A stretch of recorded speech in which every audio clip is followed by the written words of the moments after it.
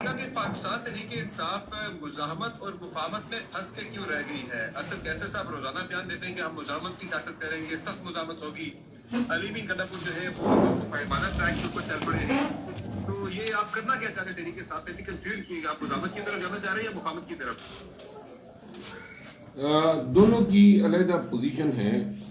اسد کیسر صاحب وفاق میں بیٹھے ہیں جہاں ہم عزم اختلاف میں ہیں، اور اوورآل ملک میں اور بالخصوص مرکز میں جو ہمارے ساتھ مینڈیٹ چوری کا ہاتھ کیا گیا یہ ناقابل معافی ہے، اور جب تک یہ انڈو نہیں ہوتا ہے، جب تک یہ ریورس نہیں ہوتا ہے، قوم کو اور پارلیمان کو ان کے اصلی وارث نہیں دیے جاتے ہیں، اس پہ یہ آؤٹ آف کویسچن ہے کہ کوئی مفاہمت ہو سکتی ہے۔ احتجاج رہے گا، جاری رہے گا۔ اور جہاں تک علی امین صاحب کی بات آپ نے کی، علی امین صاحب کا وزٹ جو ہے اس کو اگر آپ مفاہمت سمجھتے ہیں تو میں تھوڑا سا اس پہ اعتراض یہ ضرور کروں گا کہ علی امین صاحب ایک صوبے کے وزیر اعلیٰ ہیں، وہ صوبہ شدید معاشی مشکلات کا شکار ہے، اور پاکستان تحریک انصاف کے ورکرز گرچہ ان کا ذہن یہ نہیں مانتا ہے کہ کوئی وزیر اعلیٰ ہو، پی ٹی آئی کا ہو، وہ شہباز شریف کے پاس جائے، لیکن ان کو ان چیز کا ادراک بھی نہیں ہے کہ ایک دفعہ وزیر اعظم کا حلف ہوا، صدر کا حلف ہوا، اس کے بعد جو ہے شہباز شریف صاحب پشاور آئے، لیکن ان تمام موقعوں پہ علی امین صاحب نظر نہیں آئے، اور وجہ obvious ہے کہ علی امین صاحب کو ادراک تھا کہ پارٹی ورکر جو ہیں ان کی کسی انٹریکشن کو پسند نہیں کریں گے، لیکن جب علی امین صاحب نے یہ ڈیسائیڈ کیا کہ ہم وہاں جاتے ہیں اور وزیر اعظم سے ملتے ہیں، تو اس کے پیچھے دو عوامل کار فرما تھے۔ ایک تو وہ یہ پیغام دینا چاہتے تھے پورے پاکستان کو کہ پاکستان تحریک انصاف کا وزیر اعلیٰ یا پاکستان تحریک انصاف کا کوئی بھی منصب رکھنے والا شخص جو ہے آئینی تقاضوں کے تحت، قانونی تقاضوں کے تحت ایک ورکنگ ریلیشن شپ جو ہے وہ چلائے گا، کوئی اڑدھرمی نہیں ہے، کوئی ضد نہیں ہے، کوئی ایسا عمل نہیں ہے کہ لوگ ہم پہ یہ انگلی اٹھائے کہ جناب ایک صوبہ آپ کو مل گیا، اب اتنا بھی آپ کا رویہ جو ہے مناسب نہیں ہے کہ آپ کسی سے مل بیٹھے۔ دوسری بات جس نے علی امین خان کو مجبور کیا کہ وہ جائے وزیر اعظم صاحب کے پاس، وہ تھی صوبے کی دیگرگوں معاشی حالت، اور ہمارے ہائیڈل نیٹ میں اور دیگر رائلٹیز کی مد میں ہمارے بقایا جات ہیں مرکز کی طرف، وہ ملیں گے تو صوبہ جو ہے اس میں ادائیگی بھی ہوگی، تنخواہیں بھی ادا ہوں گی۔ بہرحال جو سمجھنے والے ہیں وہ سمجھتے ہیں۔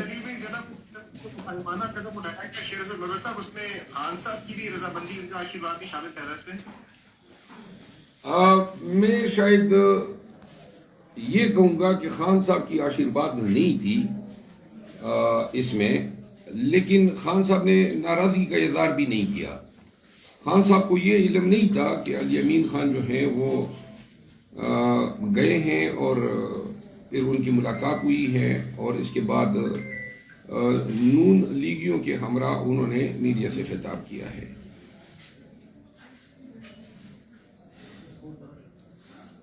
مدر صاحب یہ بتائیں کہ پارٹی کے اندر بھی آپ کے کافی کوئی اختلافات کی چیزیں جو ہے وہ کھل کے سامنے آ رہی ہیں، جس طرح کل آپ نے خود اس بات کا اظہار بھی کیا، اعتراف بھی کیا کہ دو غلط فیصلے ہوئے۔ ایک تو شیرانی صاحب سے معاملات پر اختلاف آ چکے تھے، یہ بلے باز بیچ میں اچانک سے کہاں سے آگے کون دے، کیا اس کی تحقیقات ہونی چاہیے، اور دوسرا آپ دیکھیں ایم ڈبلیو ایم سے معاملات ہمارے طے پا چکے تھے، وہ ٹھیک راستہ تھا، سنی اتحاد کونسل کے ساتھ ہم نے کیا تھا تو ہماری 80 سیٹیں ضائع ہو گئی، مخصوص نشستیں۔ یہ کون کرتا ہے پارٹی کے فیصلے؟ کون اس طرح کے فیصلے کرواتا ہے جس سے طریقے سے آپ کو نقصان ہو رہا ہے؟ ظاہر ہے اس میں تحقیقات کی تو ضرورت نہیں ہے، آپ خود پارٹی کا ایسے کور کمیٹی کا آپ کو پتا ہوگا اس طرح کون کر رہی ہے، سارا کچھ کون کیوں کر رہا ہے۔ یہ اختلافات تو نہیں ہے، اصل میں یہ فیصلے غلط فیصلے ہوئے ہیں، اور یہ غلط فیصلے جو ہیں ان کی قیمت جو ہے وہ ہمیں چکانی پڑ رہی ہے۔ یہ اس کا تعلق اختلافات سے تو نہیں ہے، جنہوں نے غلط فیصلے کیے ہیں ان پہ ذمہ داری فکس ہونی چاہیے۔ میں نے یہ کہا ہے، میں نے کسی کا نام نہیں لیا ہے، میں نے کسی اختلاف کی بات نہیں کی ہے، میں نے دو غلط فیصلوں کی نشاندہی کی ہے۔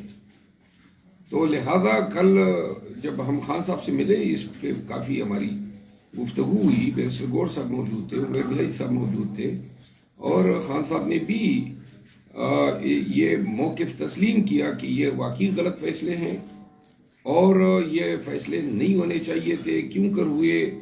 اس پہ میں نے کہا تھا کہ یہ میٹر پراپ ہونے چاہیے اور پی ٹی آئی کو بھی پتہ چلنا چاہیے اور قوم کو بھی پتہ چلنا چاہیے کہ یہ کن لوگوں نے فیصلے کیے، اور جن لوگوں نے فیصلے کیے ہیں پھر ان کے نام سامنے آنے چاہیے، کیونکہ یہ تسلیم شدہ ہے کہ دونوں فیصلے غلط تھے. لیکن یہ کون لوگ تھے فیصلہ کرنے والے بھرت صاحب؟ کون ہے ذمہ دار؟ آپ کو تو پتا ہوگا ظاہر ہے، اور اس کا کیا محاسبہ لوگوں کا نہیں ہونا چاہیے اتنا بڑا نہیں، نقصان؟ اب اگر میں یہ اس سوال کا جواب دوں تو پھر اختلاف شروع ہو جائے گا. یہ میرا کام نہیں ہے.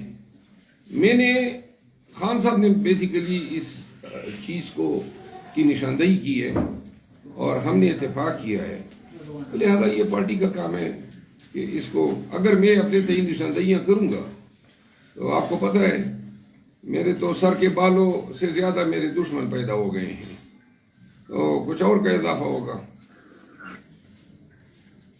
تو منوج صاحب، یہ بلے باز کو کون لے کے آیا تھا بیچ میں جب آپ کی شرانی صاحب سے معاملات ٹھیک ٹھاک معاملات پہ آگے بڑھتے تھے؟ لے کے کون آیا؟ انٹروڈیوس نے کروایا تھا کہ پیچھے جو بھی سے ہو؟ میں حلفاً کہتا ہوں کہ نہ میں نے بلے باز کو کبھی دیکھا ہے، وہ جو چیئرمین تھا، نہ مجھے علم تھا، میرے فرشتوں کو بھی علم نہیں تھا. جس دن کاغذات نامزدگی جمع ہو رہے تھے اچانک اطلاع آ گئی کہ جی بلے باز کے کاغذات آپ نے جمع کرنے ہیں، یہ ایفیڈیوٹ دینا ہے، تو مجھے اس دن علم ہوا ہے. پارٹی قیادت سے ملوانے والوں کو بھی آپ نے نہیں دیکھا؟ کسی آپ نے ان کو تو نہیں دیکھا، لیکن انہیں پارٹی میں کس نے ملوایا انہیں تو آپ نے دیکھا ہوگا. دیکھیے، وہ آپ یاد کریں نا وہ دور یا وہ وقت جب آخری یعنی 24 گھنٹے سے بھی کم ٹائم قبل ہمیں علم ہوا کہ بلے باز بھی کئی ہیں اور ہم نے ان کی پارٹی کے ٹکٹ پہ اپلائی کرنا ہے. مجھے خود مطلب ہے کوئی کاغذات نامزدگی جمع ہونے کی کوئی 8-10 گھنٹے قبل پتہ چلا کہ بلے باز کے ساتھ کوئی بات ہو گئی ہے.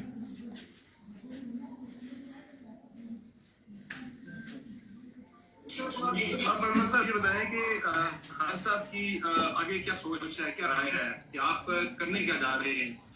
ایک تو مجھے سب سے پہلے علی امین والا جو جواب دیجیے گا کہ علی امین گنڈا پور کے بارے میں یہ بھی ایک رائے بہت زیادہ جو ہے قائم ہوئی ہے، ایک تاثر ہے بہت زیادہ کہ جو انہیں الیکشن کمیشن کی طرف سے نوٹس وصول ہوا 26 تاریخ کا دہلی والا، اس کے بعد ان کی ٹون جو ہے وہ سافٹ ہوئی ہے. میں نہیں سمجھتا ہوں کہ الیکشن کمیشن کے پاس یہ اختیار ہیں اس مقدمے کو پریزائڈ اوور کرنے کا. یہ انلیگلی انہوں نے جورسڈکشن ایزیوم کی ہے اور اس کو ہم چیلنج کر رہے ہیں ہائی کورٹ میں. اور علی امین گنڈا پور صاحب کی جو ملاقاتیں ہیں وہ ظاہر ہے صرف وزیر اعظم سے نہیں ہوئی، 2 مزید اہم ملاقاتیں بھی ان کی ہوئی تھی. کل غالباً کور کمیٹی میں بھی ڈسکس ہوا تھا، تو وہ 2 اہم ملاقاتیں ہیں، وہاں سے سر کیا پیغام آیا؟ دیکھیے، میں کور کمیٹی کی کل کی میٹنگ میں اپنی مصروفیات کی وجہ سے شامل نہیں ہو سکا کیونکہ میں جیل میں تھا اس وقت جس وقت کور کمیٹی کا اجلاس تھا، تو مجھے علم نہیں ہے اور نہ علی خان سے میری بات ہوئی ہے کہ ان کی اور کن لوگوں سے ملاقات ہوئی ہے. اگر آپ روشنی ڈال دیں تو پھر میں اس کو کوئی جواب دے سکوں. جب وہ جن 2 اور ملاقاتوں کی باتیں ہو رہی ہیں وزیر اعظم کے علاوہ، آپ ان ملاقاتوں کے بارے میں آپ کو علم نہیں ہے یا آپ کو شاید اس بارے میں پتہ نہیں تھا کہیں اور سے بھی؟ نہیں، مجھے کوئی علم نہیں ہے، مجھے کسی نے نہیں بتایا ہے. میں اسی لیے تو آپ کو عرض کر رہا ہوں نا کہ آپ اگر مجھے بتا دیں کہ کن شخصیات سے ہوئی ہیں تو میں اس میں روشنی ڈال سکوں گا. دیکھیے، ایک تو آرمی چیف کی بات کر رہی تھی شاید ان سے کہ ان کی ملاقات غالباً ہوئی ہے، اور ایک آپ بارہ نے کسی آپ ملاقات کی بات ہو رہی. میرا خیال نہیں ہے کہ یہ باتیں ٹھیک ہوں گی کیونکہ یہ مینڈیٹ علی امین خان کے پاس ہے ہی نہیں کہ وہ جو ہیں ان لوگوں سے ملیں، اور شاید علی امین خان کو کے خلاف یہ ایک کمپین اب شروع ہوئی ہے. جس انداز میں وہ گئے ہیں وزیر اعظم سے ملنے، تو پارٹی کے کچھ اور اپنے ورکر بھی ذرا مغالطے کا شکار ہیں، اور یہ میرا خیال نہیں ہے میں اس کو ان کے خلاف ایک کمپین گردانتا ہوں. یہ بات نہیں ممکن ہے کہ وہ اتنا بڑا فیصلہ اپنے تئیں کریں. خان صاحب جو ہیں وزیر اعظم کے ملنے پہ بھی ان کی طبیعت کچھ زیادہ خوشگوار نہیں تھی. اب کجا یہ کہ کیونکہ خان صاحب سے ملاقات کے بعد جب میں باہر نکلا تو علی امین خان کی ان کی کال آئی اور فون پہ ہماری بات ہوئی. تو جو بھی ان کے حوالے سے بات چیت تھی میں نے ان کو بتائی کہ اور وہ فکر مند بھی تھے خان صاحب کے ریئیکشن کے حوالے سے.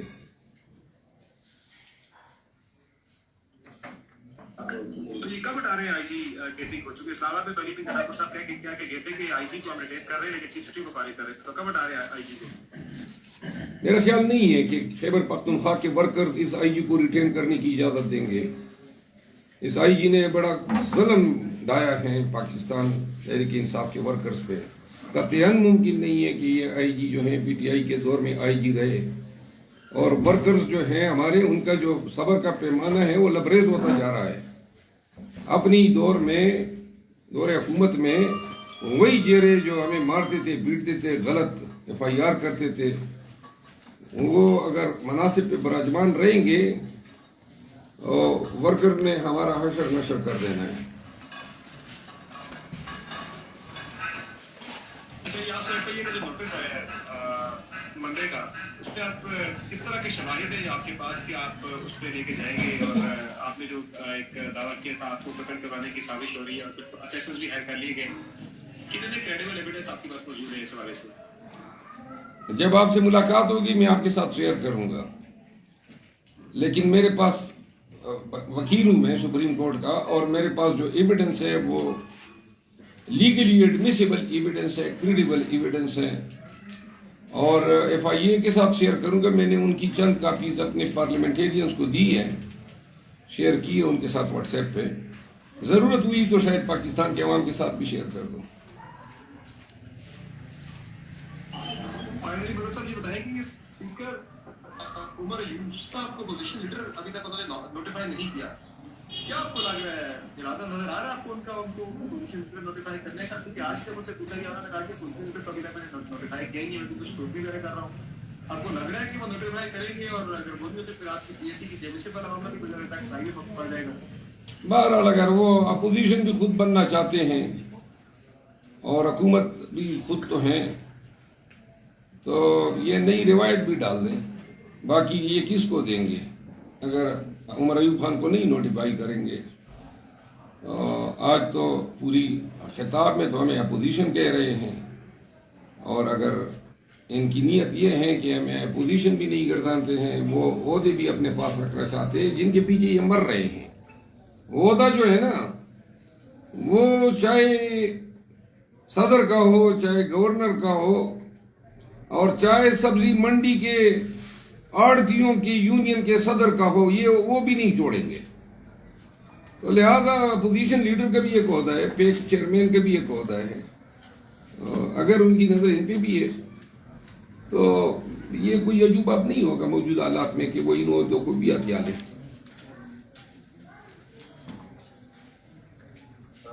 تو یہ بتائیں اب آپ کا آگے لائحہ کیا ہے؟ ابھی تک آپ لوگ سپریم کورٹ آف پاکستان بھی لیں گے, یہ جو آزادی کی وجہ سے آپ کا دعویٰ ہے ہم سیٹیں آپ کی بنتی جا رہے ہیں اس پہ آپ کی ابھی تک ٹوٹل 35 شکایات آپ کی ابھی تک آئی ہے الیکشن کمیشن آف آسام میں کیمپس کے اندر ٹوٹل مجموعی طور پر.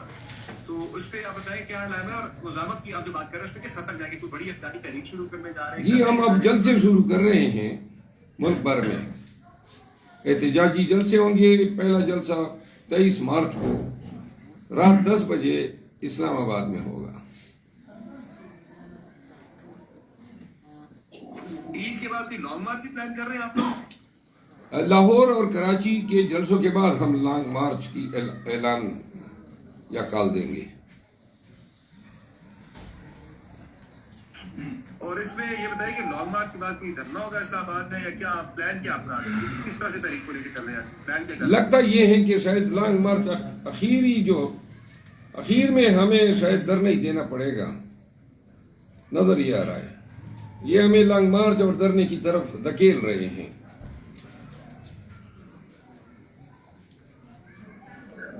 یہ بتائیں کہ طریقے صاحب ایک طرف آپ مفاہمت بھی کر رہے ہیں حکومت کے ساتھ, آپ کے مسائل آپ کے صوبے میں بہت زیادہ مالی مسائل ہیں, اسی طرح کے مالی مسائل پاکستان کے بھی ہیں. وہاں تو اپنے صوبے کے لیے تو آپ نے کمپرومائز کر دیا آ کے یہاں بیٹھ کے آپ کا وزیر اعظم کے ساتھ. لیکن IMF جو کہ پاکستان میں اس وقت ان کا ڈیلیگیشن آیا ہوا پاکستان کو بھی پیسوں کی ضرورت ہے اس وقت. آپ کے پارٹی کے لوگ جو ہے وہ ادھر IMF ہیڈ کوارٹر پہ امریکہ میں احتجاج کر رہے ہیں.